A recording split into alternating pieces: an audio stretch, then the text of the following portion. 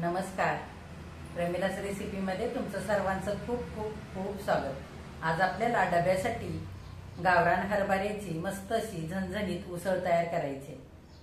ही उसळ तुम्ही डाळ भाताबरोबर तोंडी लावण्याकरता सुद्धा बनवू शकता. हरभऱ्याची उसळ तयार करण्यासाठी काय काय साहित्य लागणार आहे आणि ती कशी तयार करायची हे बघण्यासाठी लगेचच किचनमध्ये जाऊया. जर माझ्या रेसिपीज तुम्हाला बघायला आवडत असतील तर एक लाईक जरूर करा आणि जे कोणी आता माझ्या रेसिपीज नव्याने बघत आहेत त्यांनी माझ्या चॅनेलला जरूर सबस्क्राईब सुद्धा करा. चॅनेलला सबस्क्राईब करण्यासाठी बेल आयकॉन प्रेस करा, म्हणजे माझ्या नवीन रेसिपीचं नोटिफिकेशन तुम्हाला लगेच मिळेल आणि माझी नवीन रेसिपी लगेचच तुम्हाला बघता येईल. तर आता वेळ न घालवता आपण आपल्या रेसिपीला लगेचच सुरुवात करूया. आता आपल्याला डब्याला नेण्यासाठी मस्त अशी तिखट झणझणीत चण्याची उसळ तयार करायची. तर आधी आपण साहित्य काय काय घेतलंय ते बघूया. इथे मी आमटीच्या वाटीने एक वाटी भरून चणे रात्रभर भिजवून घेतले. उसळ करण्याकरता असे गावरान पद्धतीचे चणे मी घेतलेले. इथे 3 मध्यम आकाराचे कांदे बारीक चिरून घेतलेले. अर्धा चमचा गरम मसाला, 1 चमचा आलं लसूण पेस्ट, 5-6 लसूण पाकळ्या, 1 टोमॅटो बारीक चिरून घेतलाय, थोडीशी कोथिंबीर स्वच्छ धुवून बारीक चिरून घेतले, पाव चमचा हळद, पाव चमचा हिंग, कांदा लसूण खोबरं मिसळलेलं लाल तिखट 1 चमचा घेतलंय, पाव चमचा मोहरी, पाव चमचा जिरे, अर्धा चमचा आमचूर पावडर, थोडासा गूळ घेतलाय, अर्धा चमचा धने पावडर, अर्धा चमचा जिरे पावडर, सुकं खोबरं थोडंसं भाजून बारीक करून घेतलंय इथे 2 चमचे, चवीनुसार मीठ आणि 2 चमचे शेंगदाणे भाजून केलेलं कूट घेतलेलं आहे. तर सगळ्यात आधी आपल्याला चणे कुकरला लावून शिजवून घ्यायचे. आता आपल्याला पहिल्यांदा चणे कुकरला लावून 3 ते 4 शिट्ट्या काढून मस्त असे मऊसूत शिजवून घ्यायचे. तर कुकरचं भांडं घेतलंय मी. कुकरच्या भांड्यामध्ये चणे घालूया. चणे मी चांगले एकदा धुवून घेतलेले. आता चणे शिजण्यापुरतं पाणी घालूया. चणे शिजल्यानंतर छान अशी चण्याला चव यावी म्हणून थोडंसं मीठ घालूया. चणे चांगले मऊसूत शिजण्यासाठी 1 चमचाभर तेल घालूया. आता आपण थोडासा हिंग घालूया. चणे पचायला जड असतात त्याच्यामुळे थोडासा हिंग घालायचा चणे शिजवून घेताना. हिंगामुळे चण्याची उसळ चवीला पण छान लागते आणि सुगंधही छान येतो. आता आपण हा डबा कुकरला लावून 4 शिट्ट्या करून चणे मस्त असे शिजवून घेऊया. हे बघा, कुकरच्या 4 शिट्ट्या काढून मी चणे असे मऊसूत शिजवून घेतलेले. चांगले शिजलेत. असे मऊ शिजायला पाहिजेत. हे बघा, असे चांगले मऊसूत चणे शिजले की उसळ सुद्धा खाताना अगदी छान लागते. आता चणे चांगले शिजलेले आहेत. आपण उसळ करायला घेऊया. उसळ करण्यासाठी मी कढई ठेवलेली आहे गॅसवर. आता कढईमध्ये 2 पळ्या तेल घालूया. आता तेल गरम झालेलं आहे. आपण जिरे मोहरी घालूया. जिरे मोहरी चांगली फुलू द्यायची. जिरे मोहरी फुललेलं आहे. आता 5-6 पाकळ्या लसणाच्या बारीक चिरून घेतल्यात ते पण घालूया आणि चांगलं हलवून घेऊया. असा थोडासा लसूण चिरून घालायचा म्हणजे उसळ अगदी चवीला छान लागते. हे बघा, हलकासा गुलाबी रंग आलेला आहे लसणाला. लसूण तुम्ही असा फोडणीमध्ये पण घालू शकता किंवा चणे शिजवून घेताना 5-6 पाकळ्या लसणाच्या चण्याबरोबर शिजवून घ्यायच्या म्हणजे चवीला अगदी उसळ भारी लागते. आता आलं लसूण पेस्ट घालूया. छान परतवून घेऊया. आता फोडणीमध्ये हिंग घालूया. सगळं चांगलं परतवून घेऊया. बारीक चिरून घेतलेला कांदा घालूया. कांदा थोडासा उसळीला जास्त घालायचा म्हणजे चवीला छान लागते उसळ. सगळा कांदा आपण आता छान गुलाबी रंगावरती परतवून घेऊया. हे बघा, 2-3 मिनिटं छान कांदा हलकासा गुलाबी रंग येईपर्यंत परतवून घेतलेला आहे. फारही कांदा करपेपर्यंत परतवायचा नाही. आता आपण टोमॅटो घालूया. आणि सगळं चांगलं एकदा छान असं परतवून घेऊया.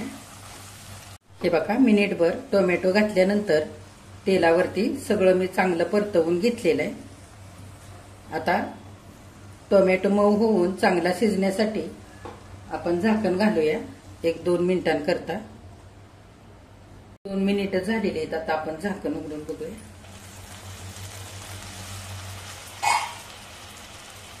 हे बघा, छान टोमॅटो मऊ झालेलं आहे.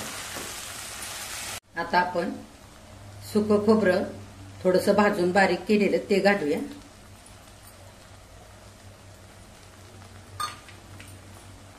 धने आणि जिरे पावडर ती पण घालूया. हळद घालूया.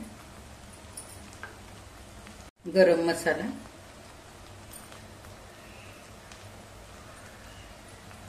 आणि लाल तिखट घालूया.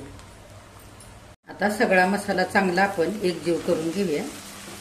तुमच्या आवडीप्रमाणे तुम्ही इथे तिखट वापरू शकता. सगळा मसाला चांगला परतवून घेतलाय. आता थोडीशी कोथिंबीर घालूया आणि सगळं एकदा चांगलं परतवून घेऊया.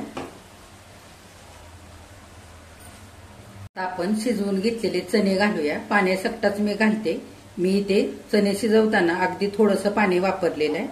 जर पाणी जास्त होत असेल तर थोडंसं पाणी बाजूला काढून ठेवायचं आणि ते पाणी पुन्हा पातळ भाजी करण्यासाठी वापरायचं. आपण सगळे चणे घालूया आणि सगळं चांगलं आता एकजीव करून घेऊया. आता आपण थोडीशी आमचूर पावडर आणि गूळ घालूया. जर आमचूर पावडर नसेल तर चाट मसाला थोडासा घालायचा, म्हणजे छान उसळीला चटपटीतपणा येतो. तुम्हाला जर गूळ नसेल घालायला आवडत, नाही घातला तरी पण चालेल. गुळाने मस्त चव येते उसळीला, त्याच्यासाठी मी थोडासा घातलेला आहे. चांगला पण एकजीव करून घेऊया. आता चवीनुसार मीठ घालूया. चणे शिजवताना अगदी थोडंसं मीठ घातलं होतं, त्याच्या अंदाजाने आता घालायचं. सगळं चांगलं हलवून घ्यायचं. आता आपण झाकण घालूया. छान 2 मिनिटांकरता वाफ काढून घेऊया आधी. आता 2 मिनिटं झालेली आहेत. आपण झाकण उघडून बघूया. सगळं चांगलं हलवून घेऊया. तुम्ही ही उसळ थोडीशी लपथबी पण करू शकता किंवा अगदी सुकी सुद्धा करू शकता. मी थोडीशी लपथबी ठेवणार आहे. आता आपण शेंगदाण्याचं कूट घालूया. तुम्हाला आवडत नसेल तर नाही घातलं ना शेंगदाण्याचं कूट तरी सुद्धा चालेल. शेंगदाण्याच्या कुटाने छान अशी उसळी मिळून येते आणि चवीलाही चांगली लागते. आता थोडंसं पाणी आटेपर्यंत आपण झाकण घालूया. आपले चणे आधीच शिजलेले. आता थोडेसे झाकण घालून आणखी शिजवून घेऊया. गॅस अगदी बारीक करायचा आणि 3 ते 4 मिनिटं आता आपल्याला उसळ आणखी शिजवून घ्यायचे. आता 3-4 मिनिटं झालेली आहेत. आपण झाकण उघडून बघूया. सगळी उसळ चांगली हलवून घेऊया. थोडंसं पाणी आटेपर्यंत आणखी 2-3 मिनिटं आपण बिना झाकण घालता आता उसळ चांगली शिजवून घेऊया.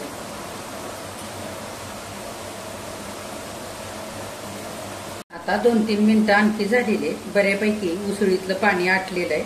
आपण थोडीशी वरून कोथिंबीर घालूया आणि सगळी उसळ चांगली हलवून घेऊया. आता आपली उसळ इथे तयार झालेली आहे. आपण एका डिशमध्ये काढूया. गॅस बंद करूया. हे बघा, डब्याला नेण्यासाठी मस्त अशी तिखट झणझणीत चण्याची उसळ इथे करून तयार झालेली. किती छान झाली आहे बघा. चण्याची उसळ अगदी मस्त झालेली. चण्याची उसळ करताना आपण थोडासा गूळ, आमचूर पावडर घातलेली, त्याच्यामुळे हलकीशी उसळीला आंबट गोडसर अशी चव आलेली. ही उसळ आंबट गोड तिखट मस्त अशा चटपटीत चवीची लागते. ही उसळ तुम्ही भाकरीसोबत खाऊ शकता, चपातीसोबत खाऊ शकता, पराठ्यांसोबत, धपाट्यांसोबत सुद्धा ही उसळ खायला अगदी मस्त लागते. अशी उसळ तुम्ही वरण भाताबरोबर तोंडी लावण्याकरता सुद्धा बनवू शकता. गरम गरम उसळीमध्ये थोडंसं लिंबू पिळायचं आणि उसळ खायची, अगदी मस्त लागते. तर अशी तुम्ही चण्याची उसळ नक्की करून बघा. माझ्या चॅनेलला लाईक, शेअर, सबस्क्राईब जरूर करा. कमेंट करायला अजिबात विसरू नका. आजची जर रेसिपी आवडली असेल तर एक लाईक सुद्धा करा.